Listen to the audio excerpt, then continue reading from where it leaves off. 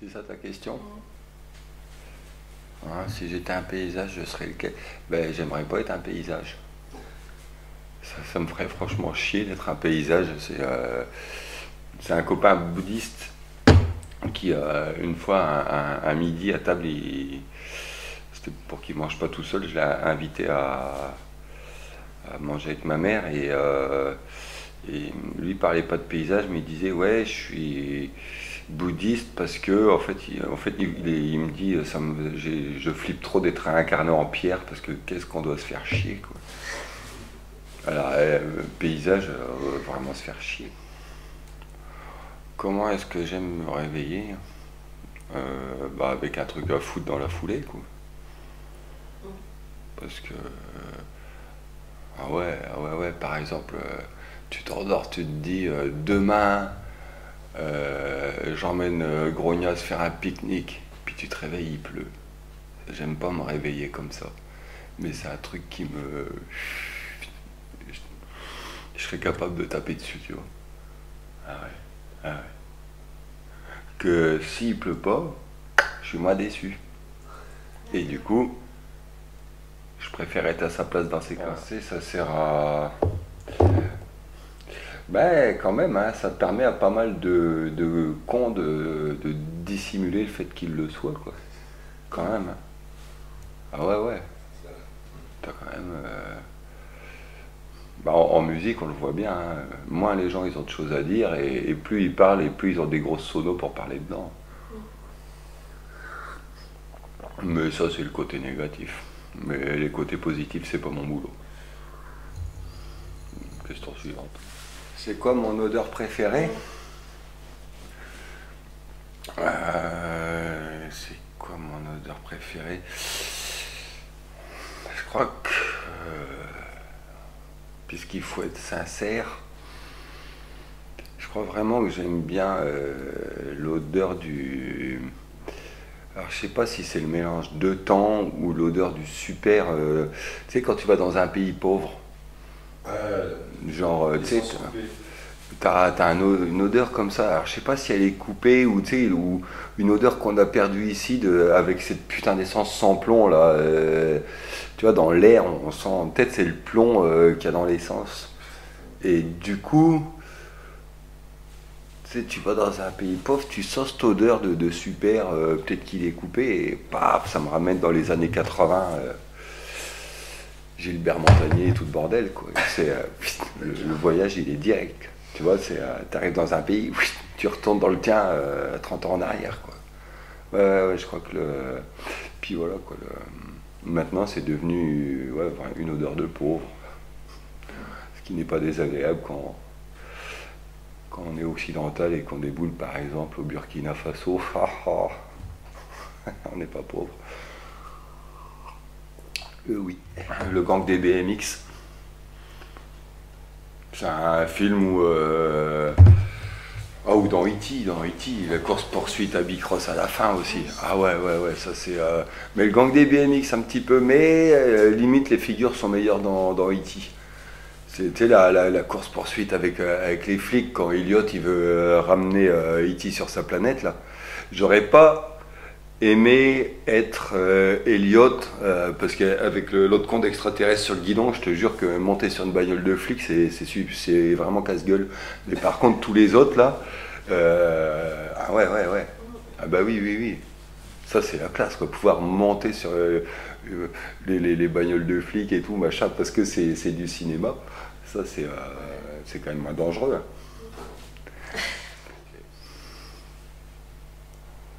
Qu'est-ce que bah, tu vois un gosse, maman j'ai faim, papa qui torche le cul, un gosse quoi, normal, assez assez sans, tu sais, c'est pas le gosse qui attire l'attention, tu sais, t'as des gosses, tu sais, les grands ils font oh qu'il est mignon celui-là, puis ah non mais lui il est vraiment, tu sais, voilà, je pense quand même ouais normal, une preuve qu'il n'y en ait pas vraiment une, c'est que j'ai fréquenté une école privée, un collège privé, parce que mes parents étaient profs dans ce bahut. Privé, pourquoi? Parce qu'ils n'avaient pas le bac et il n'y a que finalement l'enseignement privé qui embauche des profs qui n'ont pas le bac. Et du coup, ils m'ont foutu dans cette école de riches. Et dans cette école de riches, je crois que c'est en 2005, ils ont changé la direction de cette école.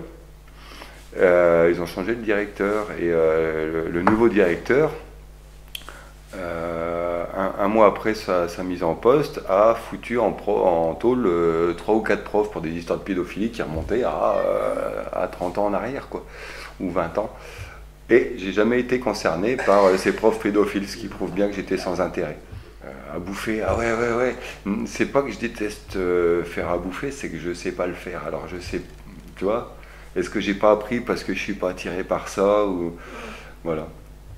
Mais ça va être un travail prochain.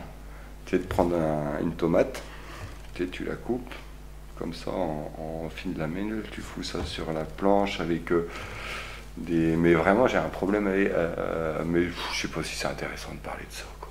Mais vraiment mais voilà, je déteste faire à bouffer, mais je pense parce que je sais pas le faire. Si je savais le faire, j'aimerais bien. Tu vois?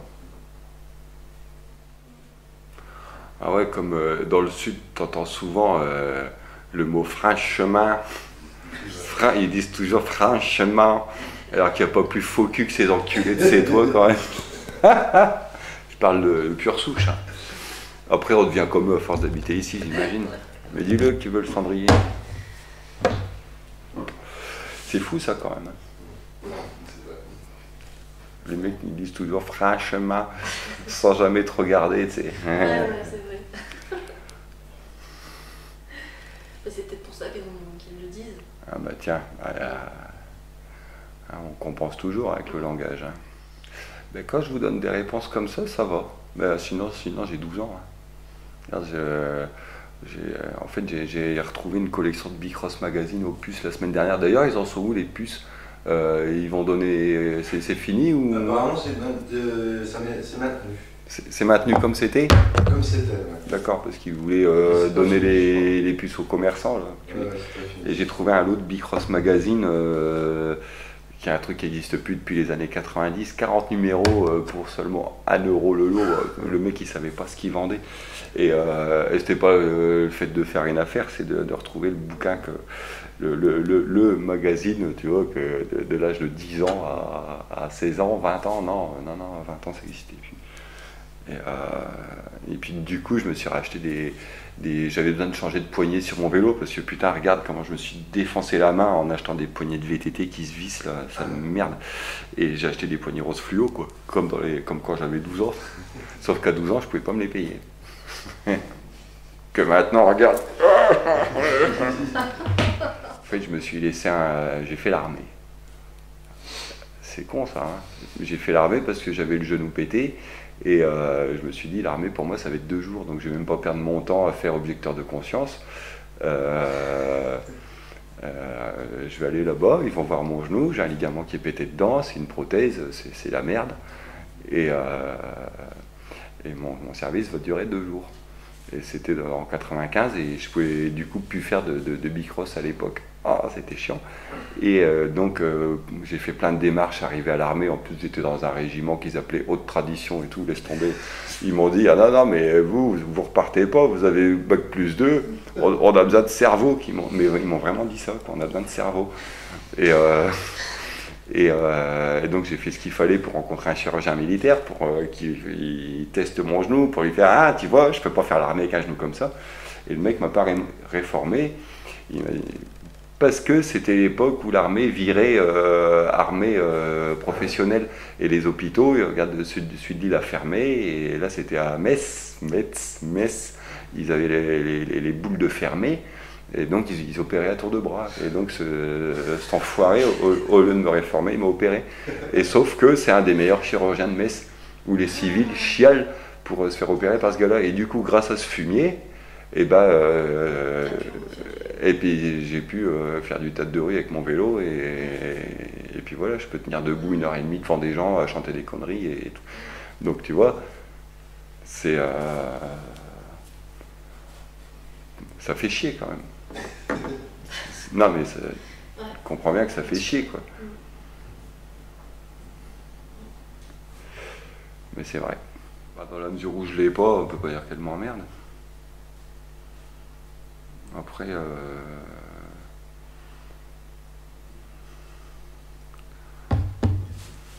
Après, indirectement, elle m'emmerde. C'est ça, bah, là, j'ai des producteurs qui me veulent, qui ont plus d'ambition que moi pour ma carrière, qui aimeraient bien que je passe à Ruquier. Et donc, indirectement, elle m'emmerde la télé. Parce que c'est... il y a quelques années, de la même manière, ils voulaient que j'aille à la méthode Coué. Et ouais, là, elle m'emmerde la télé. Parce que ça m'oblige à leur expliquer pourquoi j'irai pas. Alors ils me disent oui, mais d'accord, c'est nul comme émission, mais tu pourrais, machin, mais dans la mesure où tu vas, dans ces émissions-là, ça veut dire quelque part tu reconnais une légitimité à l'existence de cette bande de tocards, et donc tu te mouilles avec eux, quoi. Et ça me tente pas tellement, parce que j'ai trop d'orgueil pour finir vedette. C'est pas une question de talent, vedette, hein, qu'on soit bien d'accord. Une fois, j'ai vu un paparazzi sortir ça à la télé, et il sort, putain, c'était en 2004. Il sort parce qu'il y avait un truc sur lui, parce qu'il prenait des photos des gens et tout. Puis tu avais tout un ramassis de vedettes sur le plateau, puis il commence sa défense en disant ouais, avant de commencer, je voudrais juste dire un truc. Tous les gens qui sont là sur le plateau n'ont aucun talent et ils existent que grâce à des gens comme moi. Oh putain, mais je crois qu'il a pris sur la gueule parce qu'après la pub, il était plus là. Et t'avais une mannequin avec son mec qui devait être footballeur. Mais alors que c'est vrai.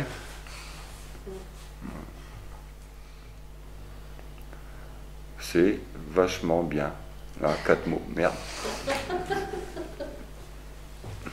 Bon, raté. Question suivante. Bah, si elle a un mec ou pas déjà. En général, il traîne pas loin. C'est la base, hein. Après, tu passes à table.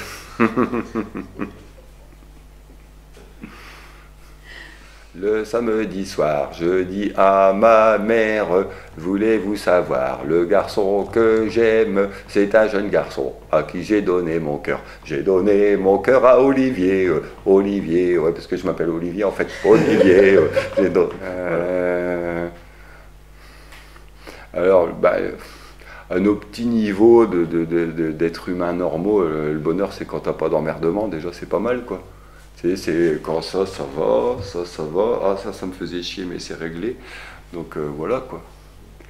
Puis après le bonheur pour ces enculés de bouddhistes, mais ils en sont pas là, hein, pour la plupart, c'est quand t'es au-delà de tout ça que t'es toujours content parce que tu vois la manifestation quoi, le Big Bang, le machin, là tu perçois à quel point tu es le fruit de ça, et puis du coup il n'y a rien qui contrarie tes aspirations puisque tu es d'accord avec tout. Du coup tu ne te dis pas que le monde devrait être autrement puisque tu considères que le monde est parfait, très malade en ce moment sûrement, mais dans la mesure où tu l'acceptes, tu peux pas être malheureux. Mais alors ça demande un putain de travail. Le monde ne peut pas être autre chose que ce qu'il est. Ben voilà. Ben oui, ça c'est... voilà quoi. Donc... mais ça, vouloir tendre vers cet état de perfection de la conscience en a rendu cinglé une paire.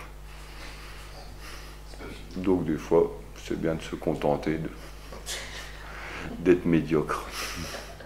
Ouais. Ah ouais. Et puis il faut prendre ce qu'il y a dedans. Oui, tu le casses et... Et quoi? Tu le casses et tu peux le manger. C'est quoi? C'est un fortune cookie, c'est un gâteau de la chance. Ah ouais. T'as un petit papier. T'as un papier dedans. T'as un papier. Ouais. Et alors?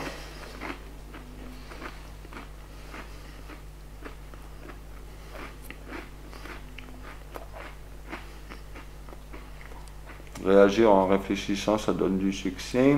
Ah ouais. To react while reflecting that gives success. Ouais. Et qu'est-ce que je fais de ça? Ah bah, ce que tu en veux. Réagir en réfléchissant, ça donne du succès. Bah, règle numéro 1, s'en foutre. Parce qu'à partir du moment où tu cherches le succès, t'arrêtes de réfléchir. Ça y est, c'est fini? Ouais, c'est fini. Ouais. Bon, ben, Super, merci. bon, ça va, c'était rigolo.